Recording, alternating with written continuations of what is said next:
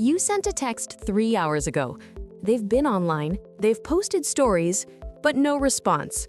And now your brain is writing an entire screenplay about what you did wrong, replaying every conversation you've had with this person for the past 6 months, analyzing tone, word choice, emoji usage, and simultaneously planning 3 different apology speeches for crimes you're not even sure you committed. Sound familiar? If you just thought, how did you get inside my head? This video is for you. Because overthinking isn't just thinking too much. There's actual neuroscience happening in your brain that makes you process reality completely differently than about 70% of the population. And once you understand what's really going on, everything starts to make sense. I'm going to walk you through exactly why your brain works this way, give you 5 questions to identify your overthinking patterns, and share 3 research-backed tools that actually help. Let's dive in. Here's what most people get wrong about overthinking. They think it's a choice, a bad habit, or just anxiety. But neuroscientist Dr. Kevin Oxner at Columbia University found something fascinating. People who overthink have heightened activity in the medial prefrontal cortex, the part of your brain responsible for self-referential thinking and mental simulation. Translation? Your brain is literally built to run more scenarios, consider more possibilities, and process more layers of meaning than the average person. It's like everyone else is watching life in HD and you're processing in 4K. More detail, more data, more everything. This shows up everywhere. At the grocery store, you're not just buying cereal, you're calculating nutritional value per dollar, considering whether the organic version is worth it, remembering that article about pesticides, wondering if your choice reflects your values. And somehow, this connects to a conversation you had with your mom in 2019 about health. Meanwhile, someone else just grabbed a box and moved on. The evolutionary perspective? This trait kept our ancestors alive. The people who considered every possibility, who played out scenarios, who noticed patterns, they survived. They were the ones who said, hey, maybe we shouldn't camp in this specific valley, and then the valley flooded. Your overthinking ancestors saved the tribe. The problem? We evolved this supercomputer brain for survival threats, but now it's running 24/7 on whether your coworker's "sounds good" email was passive-aggressive. All right, first question. To identify your overthinking patterns, I want you to really think about this and rate yourself honestly from 1 to 5, where 1 is never and 5 is constantly. Question 1. How often do you mentally replay conversations after they happen, analyzing what you said and what you should have said differently? Keep that number in mind. We'll come back to scoring at the end. Now, let's talk about why overthinking feels so sticky. Psychologist Susan Nolan-Hoeksema spent 20 years researching rumination. That's the clinical term for repetitive overthinking. She discovered that when we ruminate, we actually strengthen the neural pathways associated with that thought pattern. Every time you replay that conversation, that embarrassing moment, that decision, you're literally making it easier for your brain to go there again. It's like wearing a path through grass. The more you walk it, the more defined it becomes, until it's the default route. But here's what's fascinating. Nolan-Hoeksema found that overthinkers aren't just spiraling randomly. There are 3 specific triggers that kick your brain into overdrive. Trigger 1, ambiguity. When situations lack clear resolution, your brain treats it like an unsolved puzzle.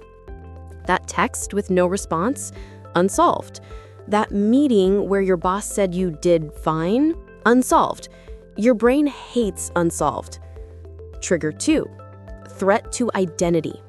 Anytime something challenges how you see yourself or how you think others see you, the overthinking engine fires up. You think of yourself as reliable, then you're late once, and suddenly you're writing a dissertation on whether you're actually a terrible person. Trigger 3, past patterns. If something reminds you of a previous painful experience, even unconsciously, your brain goes into threat detection mode and starts running scenarios to prevent it from happening again. Remember our text message scenario from the beginning? It hits all three triggers: ambiguous response, potential threat to the relationship, identity as a good friend, and maybe it reminds you of a time someone ghosted you before. Your brain isn't malfunctioning, it's doing exactly what it thinks will protect you. Question 2. When making decisions, even small ones, do you find yourself considering so many possibilities and potential outcomes that it becomes difficult to choose? This is 2 questions in, gal. Stay with me, 3 more to go. Before we get to solutions, we need to talk about something nobody mentions about overthinking. It comes with legitimate superpowers. Research by psychologist Adam Grant found that moderate overthinkers are often more creative, better problem solvers, and more empathetic than average. Why? Because you're already running multiple scenarios in your head. You naturally consider perspectives others miss. Albert Einstein was a notorious overthinker. He ran thought experiments in his mind for years before publishing. Lin-Manuel Miranda talks openly about overthinking every line, every rhyme, every historical detail in Hamilton. Overthinkers created that. The issue isn't the overthinking itself. It's when it runs unchecked, when there's no off switch, when it shifts from productive analysis to destructive rumination. Think of it as a spectrum. On one end, you have people who never think things through. They're impulsive, they miss details.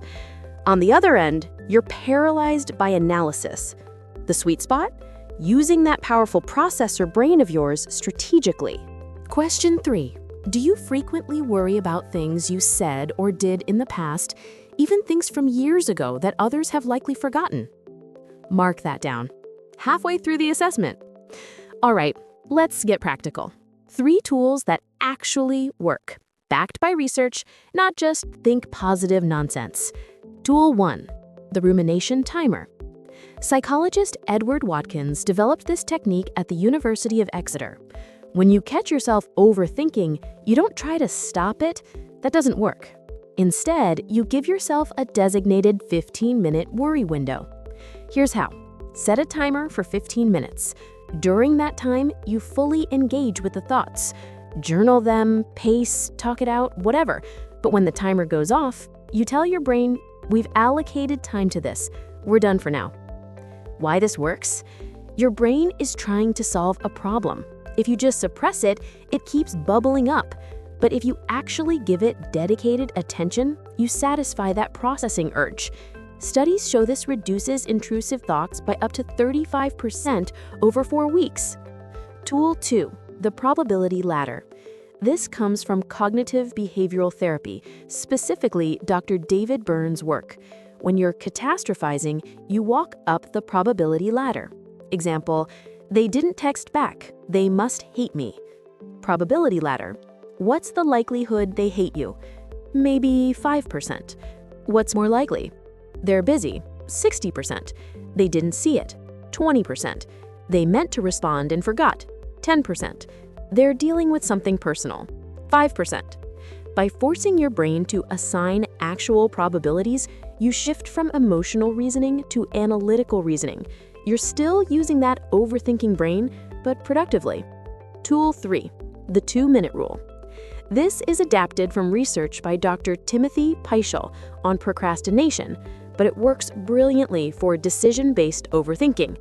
If a decision takes less than 2 minutes to execute and has low stakes, you make it immediately. No analysis. Which coffee? Grab one. Which route home? Pick one. Reply to that text? Send it. This trains your brain that not every decision needs the full processing treatment. You're creating a mental category of small stuff that doesn't require the supercomputer. Over time, this reduces decision fatigue and frees up your mental energy for decisions that actually matter. Now, if you want to go deeper with structured practices, we've partnered with PositivePsychology.com, and they have the Positive Psychology Toolkit with over 600 evidence-based exercises and tools specifically designed for overthinking, rumination, and mindfulness. It's what thousands of therapists and coaches use with their clients, but you can access it yourself. We're talking about mindfulness exercises, rumination interventions, coping strategies, self-compassion practices, the whole professional toolkit. If you're someone who learns by doing, not just watching, this is gold. I'll put the link in the description below. Question 4. When lying in bed at night, how often does your mind race through worries, regrets, or plans, making it difficult to fall asleep? One more question after this. Let's be real for a second. Overthinking is exhausting. It's running a marathon in your mind while everyone else is taking a casual stroll. And sometimes it feels lonely because you're processing layers that other people aren't even aware exist. If you've ever felt broken because your brain won't shut off, I need you to hear this. You're not broken. You're not too much. You're just running life on expert mode. A study by researchers at King's College London found that overthinkers often have higher cognitive empathy scores. You feel deeply because you think deeply. That's not a flaw, that's a feature. The goal isn't to stop being who you are.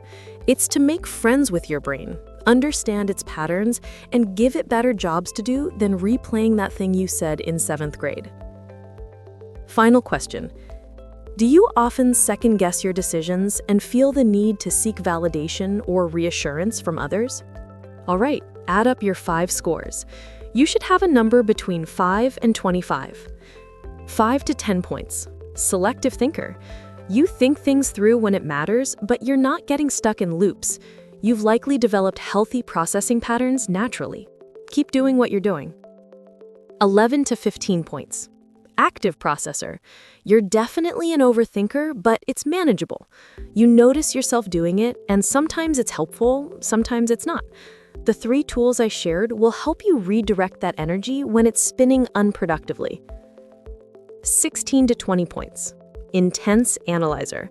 Your brain runs hot most of the time. You're probably excellent at your job and terrible at relaxing. The rumination timer and probability ladder are going to be game changers for you. You need structured ways to channel that processing power. 21 to 25 points. Supercomputer mind. Your brain is in analysis mode basically always. This might be impacting your sleep, your relationships, and your ability to make decisions. Everything I've shared will help, but also consider talking to a therapist who specializes in cognitive patterns. You've got an incredibly powerful mind. It just needs some new operating systems. Whatever your score, remember, your brain is trying to protect you. It just needs better instructions. So that text you're overthinking right now, maybe they're just busy. Maybe they'll respond in an hour. Maybe it means nothing. Or maybe it means something. And if it does, you'll handle it because you've got one of the most powerful analytical minds on the planet. If this resonated, hit subscribe because we're building a community of people who think deeply, feel intensely, and refuse to see that as a problem. Drop your score in the comments. Let's see how many supercomputer minds we have here. Remember, you're not too much. Your brain is just playing chess while everyone else is playing checkers. Thank you for watching. I'll see you in the next one.